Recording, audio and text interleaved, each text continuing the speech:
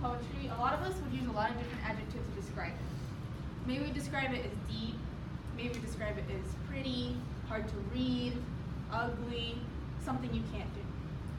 The thing about poetry, though, is to make it so you like it, you have to write a little bit of it for yourself. And I say that because poetry is very much about self-reflection. Poetry is about getting to know what's really inside your head, not anybody else's. And so today I'd like to talk about some starting steps and starting techniques into writing poetry. And hopefully in the process, or afterwards, when you start to write your own, maybe you'll feel confident enough to finally put it somewhere and share it, and start to get likes on your social media for it, which is the only reason any of us write anyway. So the thing about poetry is that when it comes to self-reflection, I really do mean self-reflection.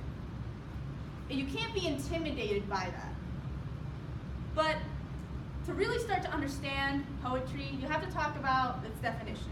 According to Oxford Dictionary, poetry is a literary form which gives an expression of special intensity to express feelings and ideas. So what do I mean by that? I mean, you have to look into your own feelings and your own ideas to give it that intensity.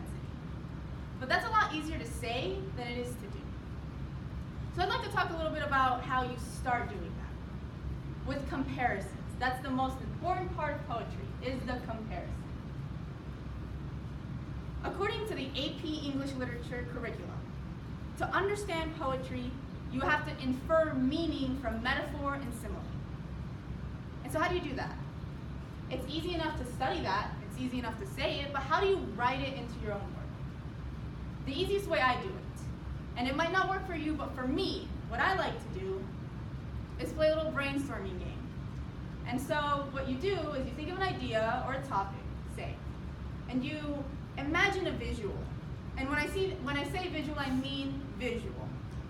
Start to write it down, start to explain what it looks like in your head, and then come up with another visual that attaches to that, and then another, until you're so far deep that either it makes no sense to anybody but you, or is only referencing some stories that only you and a select few would know.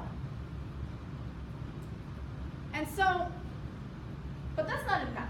If we have those visuals already, if we already understand and we already have those images on paper, how do you give it that intensity that we were talking about? How do you give it that abstraction that makes poetry deep and makes it pretty?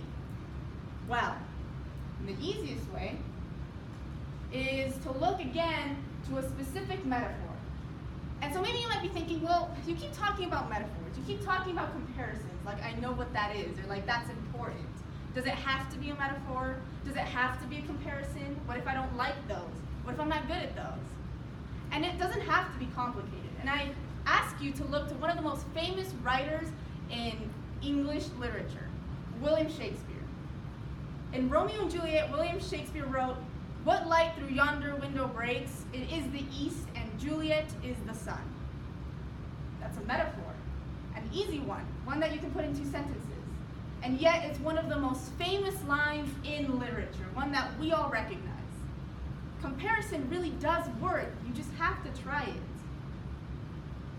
But maybe you're thinking, okay, but that's Shakespeare. How do I make my metaphors deep? How do I make them understandable? How do I make them clear? And the easiest way I can explain to you how to do that is to beat around the bush. The easiest way to do that is to say what you mean clearly, but then go back to visuals. Start to explain in a really complicated, inefficient way, enough to confuse, but at the end of the day, as long as your visual is clear enough to explain your idea to yourself, somebody else will get it eventually. That's what's important. And so with that said, I want to also bring up the fact that maybe with this image, or maybe with the visuals I've explained to you, you don't really think poets do that anymore. Maybe Shakespeare was the only one who did that. Maybe it was just him. And I want to tell you that that's not true. Most contemporary poets in circles that are known very well today still do this kind of work.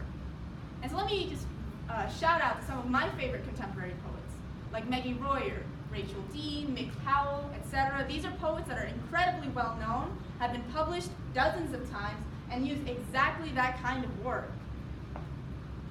But in the end, what's most important is to practice. So I want to give that as my conclusion. What's important is that you practice. You practice, you write, you edit, you repeat, you share it, you perform it. Whatever it takes.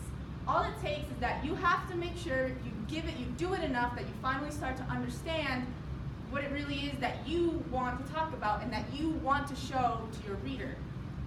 And hopefully, once you've done enough of that, you'll start to see those likes on your social media go up, and maybe one day, you too will have the pleasure of being mentioned in some random seniors public speaking class for a speech about poetry. Thank you.